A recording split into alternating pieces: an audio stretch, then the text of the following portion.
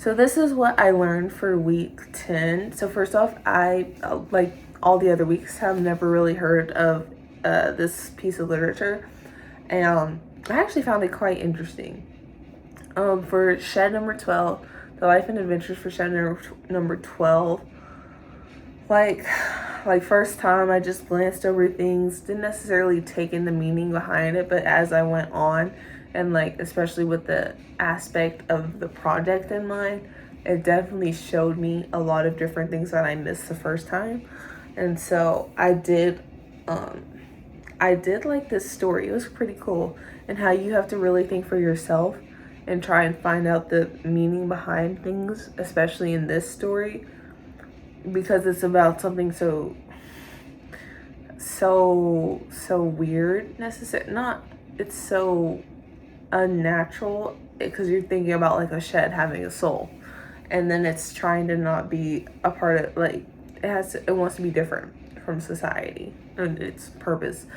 So it is a little weird, but like you understand the message that it has, and that makes sense. And I feel like it's kind of reminding me of like maybe like a Black Mirror episode about society and stuff. And there is a Black Mirror episode, actually. I do remember watching this for my comp class, actually. But it's something that's trying to show you the deeper meaning in things with like using such objects and things like that in an allegorical way. And so I did definitely get to learn about that, and as well as people like people, and how we all thought about the same way about this shed, and like the allegorical references and things like that when choosing our passages and choosing the allegory in the first place. We all had the same ideas, and that was cool to see. And then I also, the Las Meninas video definitely got to learn about some different things, different theories from Foucault, and then Cohen and Cohen and Snyder, and then Wicks and Ciro. I don't know how to say his name, but how they had all these different theories, and they were all kind of confusing. Like classical representation, and then how one is refuting classical representation, the religious interpretations, and then like the geometry behind everything. I feel like it's so complex, and it's like too complex, if that makes sense. It's like they're overdoing it. And I think I said this in another video, but I feel like they're overdoing it so much so that it's making it irrelevant, if that makes any sense. And it's also just too hard to understand what they're trying to say.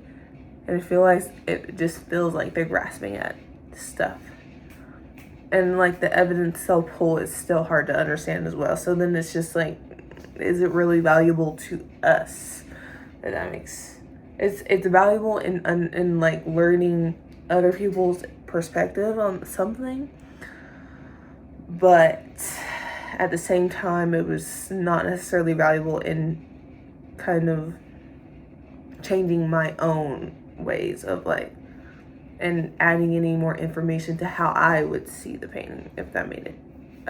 So yeah, especially Robert Wicks's.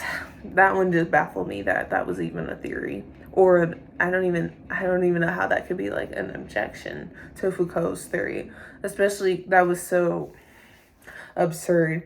How is it that one can determine that it was supposed to be viewed from a position of 4-7? That's the first thing that kind of baffled me. The next thing was that was the accurate height of Virgin Mary. I don't know how one found that out. Next was Las Meninas and Velasquez's attempt to display a journey of spiritual enlightenment. Yet again, you wouldn't know that unless Velasquez said that himself, and yet he did not. So yet again, that one was just grasping at a lot of things I did not get. But it was something I guess I did learn this week, as well as other people's perspectives on that video, especially how Olivia also thought it was like so too much to understand and not necessarily valuable to us in that sense. And then Grant, how he said that he was also a little confused with Robert Wicks's theory. So I'm glad I got to learn that other people were also a little bit confused by that. But yeah, that is overall what I learned this week.